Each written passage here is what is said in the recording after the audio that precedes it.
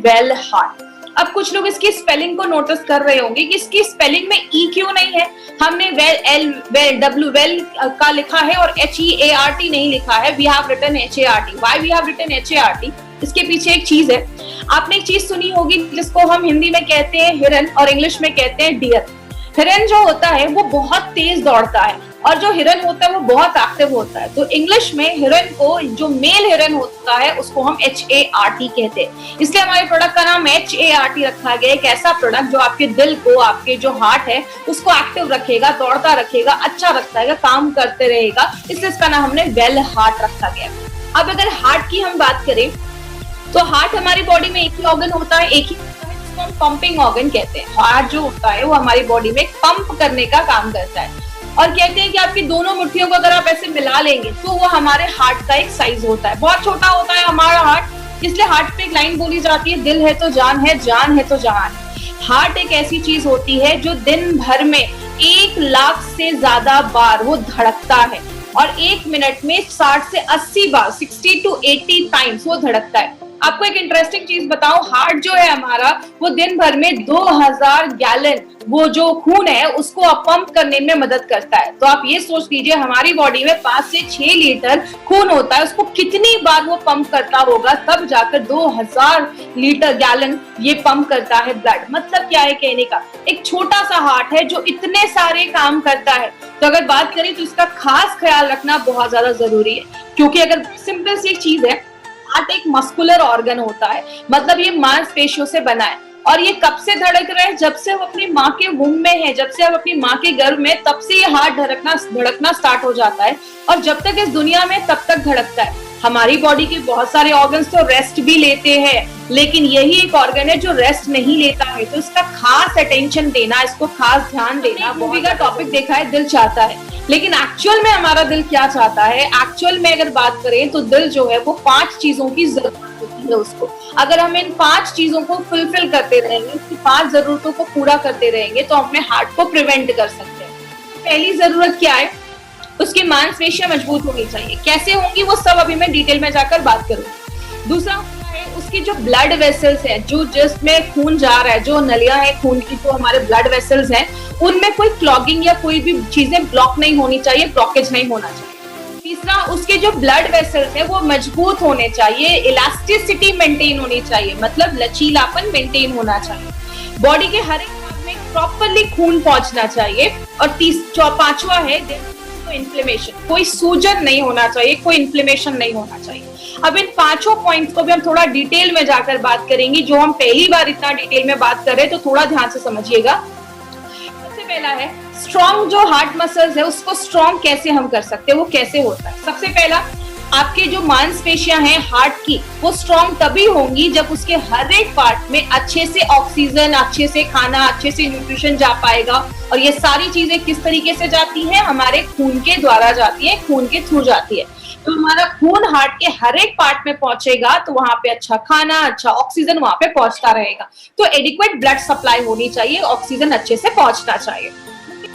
आपके जो blood vessels है, जैसा आप इस फोटो में देख रहे हैं, एक जो पहला जो नस है उसमें कोई ब्लॉकेज नहीं, लेकिन दूसरे नस में थोड़ा सा ब्लॉकेज हो गया है। तो अगर ब्लॉकेज होने लगेगा तो उस जगह पे अच्छे से खाना नहीं पहुंच पाएगा, न्यूट्रिशन नहीं पहुंच पाएगा, ऑक्सीजन नहीं पहुंच पाएगा, तो वो जो हार्ट के जो उस एरिया है वो थोड़ा कमजोर हो सकता है। तो इसको अगर हम रोकें, अगर हम ब्लॉकेज को रोकें, कम करें, तो हमारे हार्ट के मसल स्ट्रॉन्ग हो सकते हैं। हमारे जो हार्ट के मसल्स है ना, वो एक कार्डियोटोनिक एक्टिविटी करते हैं। आपके हार्ट के मसल्स बीट करते रहते हैं। जब आप नॉर्मल रहते हैं, जब आपका मन शांत रहता है, तो वो नॉर्मल हार्ट बीट रहती है। जैसे आप इस फोटो में देख रहे हैं, नीचे 2 हार्ट की फोटो है। एक नॉर्मल हार्ट बीट है जब हम नॉर्मल रहते हैं, लेकिन हमें जब स्ट्रेस में रहते हैं, कुछ भी ऐसा रहता है, तो हमारे हार्ट की जो बीट होती है वो तेज हो जाती है। इसलिए अगर आपका दिमाग शांत है, आप स्ट्रेस फ्री लाइफ कर रहे हैं, अगर आप ज्यादा ही स्ट्रेसफुल लाइफ में हैं, तो आपके हार्ट पे भी इसीलिए बुरा असर पड़ता है, क्योंकि उसकी हार्ट बीट तेज हो जाती है और बहुत सारे और भी इसके प्रॉब्लम्स होना स्टार्ट हो जाती है। तो ये बहुत सारी चीजें हैं जिससे हम अपने हार्ट के मसल्स को स्ट्रॉन्ग कर सकते हैं। क्योंकि जैसा आप सबको पता है, हार्ट एक मसल है। हम अपने बॉडी के बहुत सारे मसल को टोन करते हैं, एक्सरसाइज करते हैं, तो हार्ट के मसल्स भी अगर वेल टोन्ड होंगे तो आपकी जो हार्ट की मांसपेशियां हैं वो अच्छे से बीट होंगी और बहुत सारे आपको बीमारियां होने से वो बचाने में हेल्प करती है। दूसरा है कि क्लॉगिंग नहीं होना चाहिए, आपकी जो नसें हैं उसमें ब्लॉकेज नहीं होना चाहिए, उसको हम कैसे रोक सकते हैं? तो पहला है आपका लिपिड प्रोफाइल जो है वो हेल्दी होना चाहिए। अब आप ये एक चीज याद रखिएगा, यहाँ पे आप एक वर्ड नोट कर सकते हैं, लिपिड प्रोफाइल। जब भी आपको हार्ट का अपना कुछ टेस्ट करना हो या हार्ट के बारे में इंफॉर्मेशन लेनी हो तो ये एक लिपिड प्रोफाइल टेस्ट बहुत सारे लोग करवाते हैं, क्योंकि लिपिड प्रोफाइल टेस्ट से हमें कोलेस्ट्रॉल कितना है बॉडी में, टोटल कोलेस्ट्रॉल, आपका ट्राइग्लिसराइड कितना है, बैड कोलेस्ट्रॉल कितना है, गुड कोलेस्ट्रॉल कितना है, ये सारी चीजें आपको लिपिड प्रोफाइल टेस्ट से पता चलती है। अगर ये हेल्दी रेंज में है तो कोई प्रॉब्लम नहीं है, जब इसका रेंज थोड़ा हाई रिस्क पे जाता है तो आपको हार्ट में प्रॉब्लम होना स्टार्ट हो सकती है या ब्लॉकेज वगैरह की चांसेस होना स्टार्ट हो सकते हैं। दूसरा है बैड कोलेस्ट्रॉल को अगर हम कम करें। याद रखिएगा हमारी बॉडी में दो तरीके के कोलेस्ट्रॉल होते हैं, एक गुड कोलेस्ट्रॉल होता है, बैड कोलेस्ट्रॉल होता है। मैं ज्यादा इसमें डिटेल में नहीं जाऊंगी, बस इतना आप याद रखिएगा। अब आपको कैसे याद रहेगा कौन सा गुड है कौन सा बैड है? LDL उसको हम बैड कोलेस्ट्रॉल कहते हैं। LDL, L मतलब होता है लो, इसका एक्चुअली फुल फॉर्म होता है लो डेंसिटी लाइपोप्रोटीन, लेकिन आपको इतना याद रखने की जरूरत नहीं है। LDL में L आप याद रखिए, L का मतलब होता है लो, लो मतलब खराब, मतलब बुरा कोलेस्ट्रॉल। गुड कोलेस्ट्रॉल में HDL, H मतलब हाई, मतलब अच्छा स्टैंडर्ड है, मतलब अच्छा कोलेस्ट्रॉल है। तो जब भी आप LDL देखेंगे तो आप समझ जाइए कि ये बैड कोलेस्ट्रॉल को बता रहा है। तो हम अगर अपने बैड कोलेस्ट्रॉल को कम करें, अच्छा इसको गुड या बैड क्यों बोला जाता है? सिंपल सी एक चीज याद रखिएगा, गुड कोलेस्ट्रॉल जो हमारा HDL है ना, वो क्या करता है आपके बॉडी में जो एक्स्ट्रा कोलेस्ट्रॉल है या खराब कोलेस्ट्रॉल है वो आपके लिवर तक लेकर जाने में मदद करता है और लिवर से वो हमारी बॉडी से बाहर निकल जाता है। तो वो आपकी बॉडी के लिए एक अच्छा काम कर रहा है, जो खराब चीज है उसको लिवर तक लेकर जा रहा है और आपकी बॉडी को हार्ट अटैक जैसी प्रॉब्लम से बचा रहा है, इसलिए उसको गुड कोलेस्ट्रॉल बोलते हैं। लेकिन जब बॉडी में बैड कोलेस्ट्रॉल बढ़ जाता है तो ये क्या करता है, कोलेस्ट्रॉल को आपके आर्टरीज में, आपके जो नसों हैं उसमें लेकर जाने का काम करता है, जो आगे चल के ब्लॉकेज वगैरह बढ़ाने में मदद करता है। तो ये आपकी बॉडी के लिए बुरा काम कर रहा है, इसको बैड कोलेस्ट्रॉल हम कहते हैं। इंडियंस में एक प्रॉब्लम ज्यादा देखी जाती है जिसको हम ट्राइग्लिसराइड की प्रॉब्लम कहते हैं। इंडियंस में हार्ट अटैक का बहुत बड़ा कारण ये ट्राइग्लिसराइड की प्रॉब्लम की वजह से होता है। ये भी एक तरीके का फैट होता है। कहते हैं इंडियंस में ये प्रॉब्लम क्यों है, वो है हमारे मेथड ऑफ कुकिंग। हम अपने खाने में ज्यादा ऑयल यूज करते हैं, हर दिन हमारे हर एक चीज के हर एक आइटम में हमें ऑयल यूज करना जरूरी होता है। तो ज्यादा जब हम ऐसी ऑयल यूज करते हैं, ज्यादा हम सैचुरेटेड फैट खाते हैं, इसका मतलब ऐसा कोई चीज आपके रूम टेम्परेचर पे जमा हो, जैसे ज्यादा घी, ज्यादा बटर, ये सब चीजें जब हम ज्यादा खाते हैं तो बहुत सारे लोगों में ट्राइग्लिसराइड का जब लेवल ज्यादा बढ़ता है तो वो भी हार्ट अटैक जैसी प्रॉब्लम्स को, आगे हार्ट प्रॉब्लम्स को लेकर आता है। तो इंडियंस में ये प्रॉब्लम ज्यादा देखी जाती है। तो लास्ट में अगर हम बात करें, एक और यहाँ पे एक शब्द आपको दिख रहा होगा, प्लेटलेट्स, एग्रीगेशन ऑफ प्लेटलेट्स। इसका मतलब क्या है? हमारे खून में तीन चीजें होती हैं, हम सबको पता है, आरबीसी रेड ब्लड सेल्स जो खून में जो हमारा हीमोग्लोबिन है, दूसरा है डब्ल्यूबीसी जो लड़ने का काम करता है, सिपाही जैसे होते हैं, सोल्जर्स जैसे होते हैं, और तीसरी एक चीज होती है प्लेटलेट्स। जब भी आपको कोई कट लग जाता है, खून निकल रहा है, खून को बंद करने का काम ये प्लेटलेट्स करते हैं। तो होता क्या है, आपकी जो नसें हैं, आप फोटो में देखिए जो नसें हैं उसमें प्लेटलेट जमना स्टार्ट हो जाता है। तो प्लेटलेट जब जमने लगता है तो आगे चल के ब्लॉकेज होने लगता है। इसीलिए हमारी बॉडी को अगर हम नेचुरल प्लेटलेट एग्रीगेशन इनहिबिटर, जिसको हम PAI कहते हैं, अगर हम वो प्रोवाइड करें तो ये ब्लॉकेज से भी हम बच सकते हैं। जैसे कि एग्जांपल, प्लेटलेट एग्रीगेशन का मतलब जमा होना और इनहिबिटर का मतलब रोकना। कोई ऐसी चीज जो आपके प्लेटलेट को जमा होने से अगर रोकती है तो वो नेचुरल तरीके से आपके ब्लड जो आपका जो ब्लॉकेज वगैरह है उसको हम रोक सकते हैं। तो ये कुछ तरीके हैं जिससे हम अपने जो ब्लॉकेज है उसको कम कर सकते हैं। लिपिड प्रोफाइल को हेल्दी रखना है, बैड कोलेस्ट्रॉल को कम करना है, ज्यादा ऑयली चीजें नहीं खानी है, और कोई ऐसी चीज जो आपके प्लेटलेट को जमने से रोके। अब जो तीसरी उसको हम कहते हैं, आपकी जो नसें हैं वो स्ट्रांग होनी चाहिए, मजबूत होनी चाहिए, क्योंकि आपको पता है हमारी बॉडी में बहुत सारी नसें होती हैं। कहते हैं 72,000 से ज्यादा हमारी बॉडी में नसें होती हैं, और 3 तरीके की नसें देखी जाती हैं। लेकिन बोला जाता है ये जो नसें हैं इसका लचीलापन होना जरूरी है। अब जैसे अगर बात करें, इसका लचीलापन कब खत्म होता है, इलास्टिसिटी कब खत्म होती है, जब अंदर चीजें जमने लगती है, वो सख्त होने लगती है, कड़ी होने लगती है। तो इसका लचीलापन अगर बरकरार रहेगा, नसों का लचीलापन बरकरार रहने से क्या होता है, अपने शरीर के हर एक भाग में खून पहुंचेगा। इसको अगर हम हार्ट जैसा फोटो में देख रहे हैं, धीरे धीरे उसमें अंदर चीजें पीली पीली जमने लग रही है, मतलब वो जो ब्लड वेसल्स है वो आपका हार्ड होना स्टार्ट हो गया। और इंडियंस में एक प्रॉब्लम क्या देखी जाती है, इंडियंस में वेस्टर्न कंट्रीज के हिसाब से जो ब्लड वेसल्स होते हैं, जो खून की नलियां होती है, वो थोड़ी सी नैरो होती है, पतली होती है। इससे इंडियंस में ब्लड प्रेशर और अगर बात करें कार्डियक प्रॉब्लम, हार्ट की प्रॉब्लम की केसेस ज्यादा देखे जाते हैं और दूसरी वेस्टर्न कंट्रीज के पॉपुलेशन के कंपैरिजन में, इसीलिए इंडियंस में ये इश्यू ज्यादा देखा जा रहा है। चौथा जो तरीका है उसको हम कहते हैं प्रॉपर सर्कुलेशन होना चाहिए। आपकी बॉडी में हर जगह खून का संचलन होना चाहिए, खून पहुंचना चाहिए। कहते हैं 3 तरीके के ब्लड वेसल्स होते हैं हमारी बॉडी में। एक होता है आर्टरीज। आर्टरीज क्या करता है, आपके पूरे शरीर से खून, आपके जो हार्ट से खून लेकर पूरे शरीर में लेकर जाता है। और आर्टरीज के जो खून होते हैं उसमें ऑक्सीजन होता है, मतलब आपने जब सांस लिया ऑक्सीजन हमारे फेफड़ों में गया, फेफड़ों से क्या होता है, वो ऑक्सीजन जो ब्लड होता है वो आपके हार्ट में जाता है और हार्ट क्या करता है, उस ब्लड को जो ऑक्सीजन वाला है वो पूरे बॉडी में आर्टरीज के द्वारा पहुंचाने का काम करता है। अब आपके जो वेन्स होते हैं, नसें होती है, जैसा आप अपने हाथ में देखेंगे तो आपको अपनी ब्लू ब्लू नसें दिखती हैं आपके हाथ के ऊपर। ये क्या होता है, ये जो कार्बन डाइऑक्साइड हमारी बॉडी में जो बन रहा है, ये नसें वो कार्बन डाइऑक्साइड वाले खून को लेकर आपके फिर से हार्ट की तरफ जाती हैं और फिर वो आपके लंग्स तक पहुंचता है और लंग्स से वो कार्बन डाइऑक्साइड हमारे बॉडी से बाहर निकल जाता है। लेकिन कुछ पतली पतली भी नसें हमारे शरीर में होती है, जैसे आपकी आंख के पास की नसें, हाथ पैर की एंड की नसें में बहुत पतली नसें होती हैं जिनको हम कैपिलरीज भी कहते हैं। ये आपके बाल जितनी पतली नसें होती हैं, तो आप समझ सकते हैं कि इतनी पतली नसें भी हमारी बॉडी में है। तो आपके जो ऐसे जो ऑर्गन है जहां पे बहुत पतली पतली नसें हैं, वहां पे ये जो कैपिलरीज है वो आपका ऑक्सीजन पहुंचाने में मदद करती है और वहां से कार्बन डाइऑक्साइड जो है वो आपके वेन्स तक पहुंचाने में मदद करती है, जिसको हम माइक्रो सर्कुलेशन भी कहते हैं। जैसा आपने ध्यान दिया होगा, अगर आपने ध्यान से सुना होगा, मैंने आयुष श्वास में मुनक्का के ऊपर बात किया था कि मुनक्का हमारी बॉडी में माइक्रो सर्कुलेशन को बढ़ाता है, मतलब आपकी बॉडी के छोटे से छोटे पार्ट में भी ऑक्सीजन, न्यूट्रिशन, खाना पहुंचाने में मदद करता है। तो इसीलिए हमारी अगर कैपिलरीज मजबूत है तो हमारे शरीर के हर एक भाग में ऑक्सीजन पहुंचने में और खाने पहुंचने में प्रॉब्लम नहीं होगी। तो प्रॉपर सर्कुलेशन होना बहुत ज्यादा जरूरी है। अब लास्ट में जो ये टॉपिक है प्रिवेंट इन्फ्लेमेशन, इसके ऊपर थोड़ा सा ध्यान दीजिएगा। उसमें कुछ टेक्निकल वर्ड्स आएंगे लेकिन मैं बहुत सिंपल भाषा में आपको समझाऊंगी, आपको सारे ये शब्द रटने की जरूरत नहीं है। हमारे हार्ट में इन्फ्लेमेशन होता है। इन्फ्लेमेशन का मतलब स्वेलिंग हो गया, इन्फेक्शन हो गया, सूजन हो गया और बहुत सारी प्रॉब्लम्स को लेकर आता है। जैसे एक प्रॉब्लम होती है एंडोकार्डियाटिस। इसमें क्या होता है, इसको मैं आप सिंपल तोड़कर मैं आपको बताती हूँ।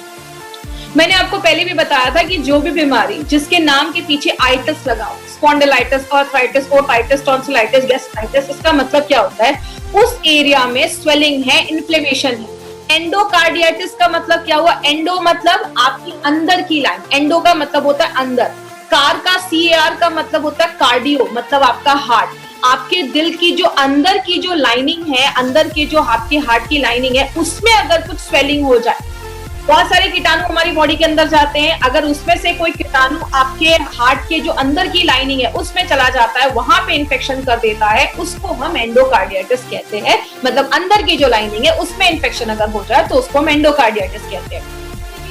मायोकार्डियाटिस का मतलब क्या होता है, आपकी जो मांसपेशियां हैं, मसल्स जो होते हैं आपके हार्ट की, उसको मेडिकल भाषा में मायोकार्डियम कहते हैं। तो उसमें अगर इन्फ्लेमेशन हो जाए, हार्ट की मांसपेशियों में अगर इन्फ्लेमेशन हो जाए तो वो भी आगे चलकर, आपको पता है हर साल लाखों लोग इस प्रॉब्लम की वजह से आज मर रहे हैं। और तीसरा होता है पेरिकार्डियाटिस। इसका मतलब क्या होता है, पेरी का मतलब होता है बाहर की जो लाइनिंग होती है, जिसको आप पेरीफेरी भी सुना होगा आपने एक वर्ड, पेरीफेरी मतलब बाहर की लाइनिंग। तो हार्ट की जो बाहर की जो लाइनिंग होती है, बाहर के जो टिश्यू होते हैं, उस पे अगर इन्फ्लेमेशन हो जाए, उसमें अगर स्वेलिंग हो जाए, सूजन हो जाए, बैक्टीरिया का इन्फेक्शन हो जाए या कोई भी ऐसी चीजें हो जाए, तो उसको हम पेरिकार्डियाटिस कहते हैं। बाहर की चीजों में अगर कुछ इन्फ्लेमेशन हो जाए।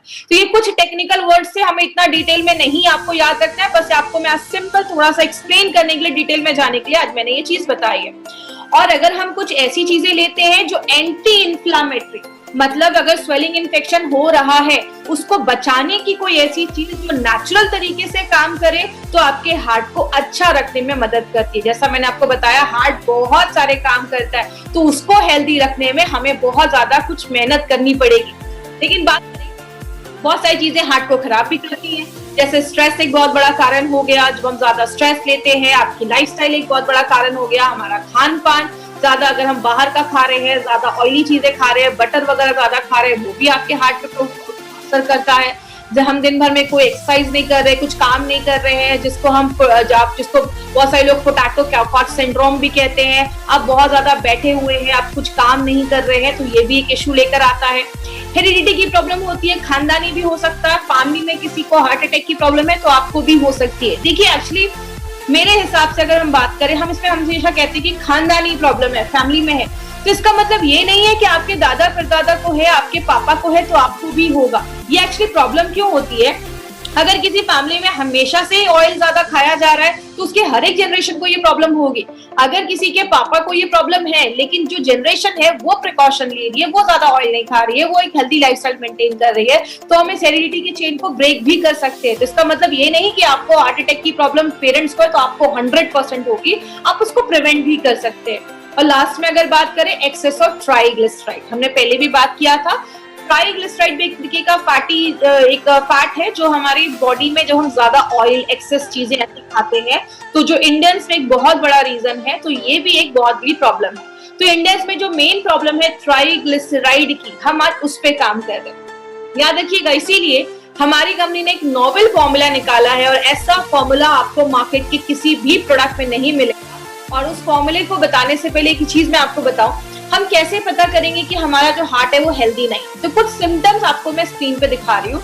पहला सिम्टम है शॉर्टनेस ऑफ ब्रेथ, आपको बहुत ज्यादा आपको सांस लेने में प्रॉब्लम देखी जाएगी, आपको चेस्ट पेन होना स्टार्ट हो सकता है, सीने में कभी कभी दर्द स्टार्ट हो सकता है, नोजिया या वॉमिटिंग जैसी प्रॉब्लम हो सकती है, कभी कभी बहुत ज्यादा आपको नोजिया या जी मचलना जिसको हम हिंदी में कहते हैं, या उल्टी जैसी प्रॉब्लम हो रही है, डिजीनेस हो सकता है, कभी कभी चक्कर आ सकता है।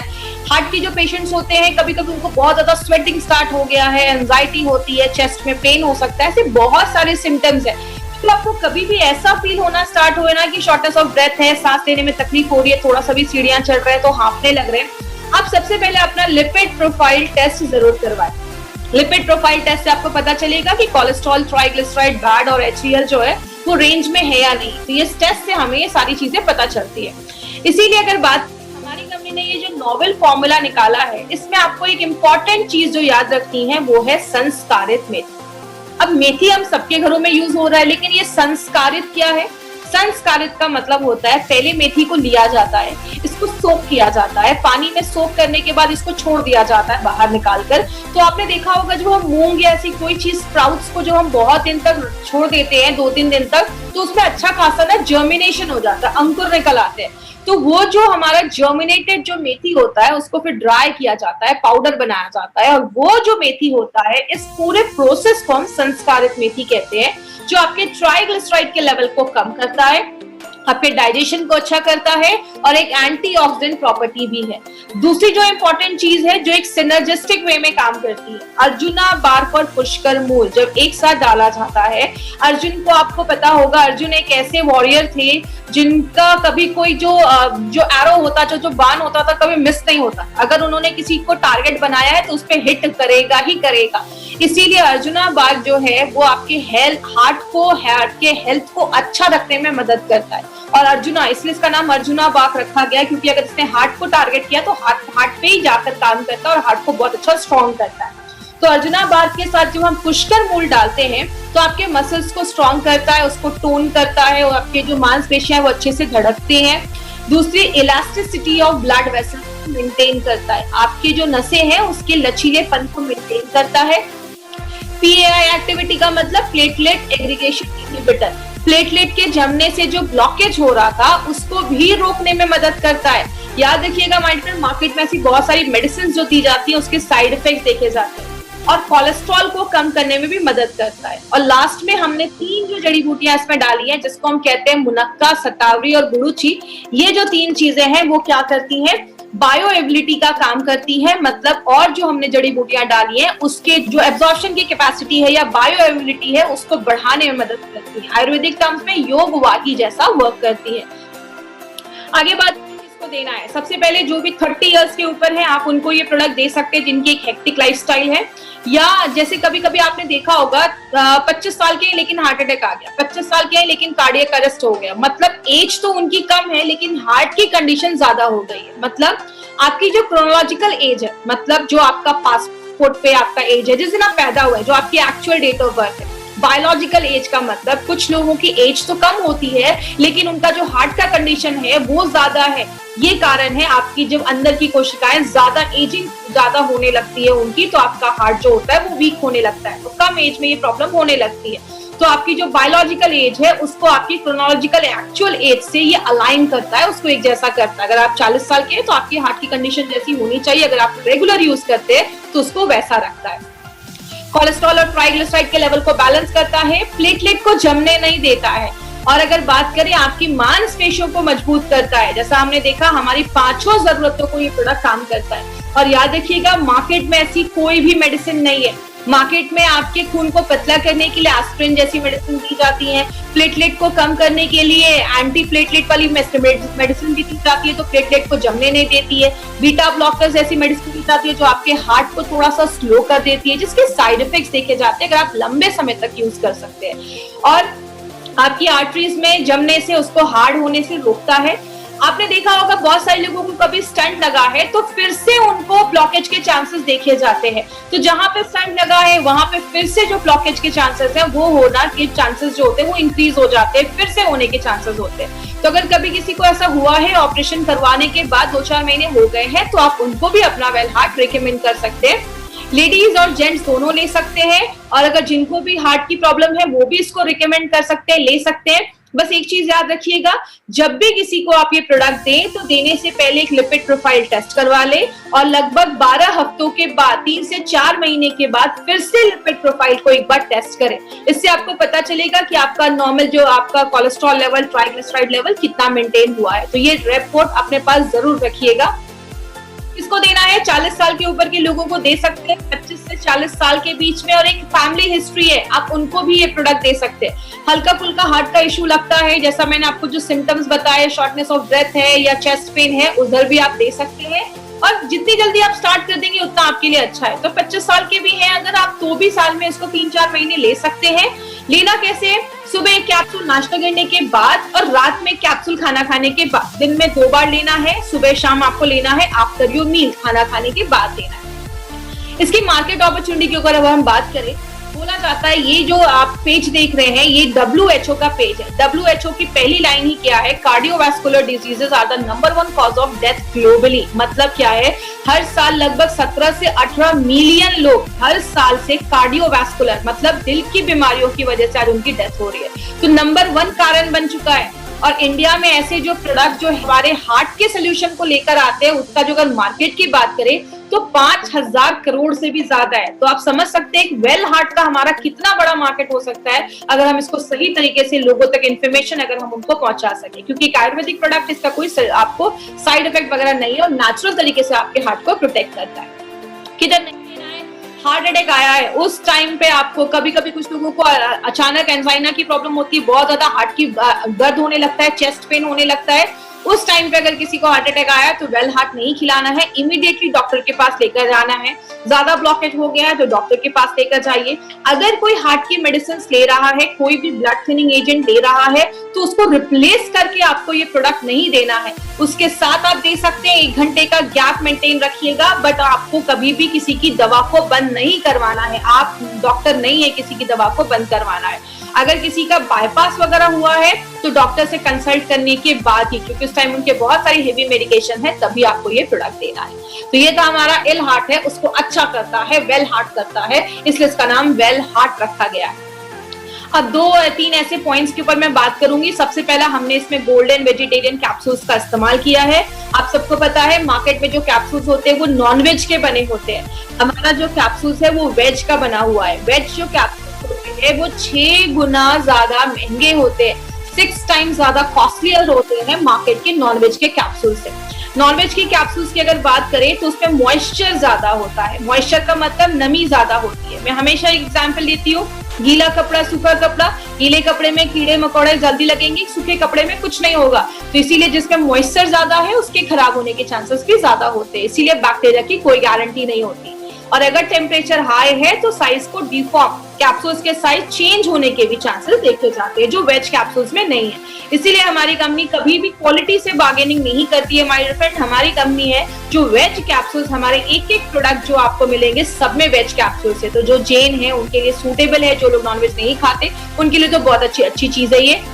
दूसरी चीज, हमारे हर एक प्रोडक्ट में नोवेल कॉम्बिनेशन के इंग्रेडिएंट्स डाले गए।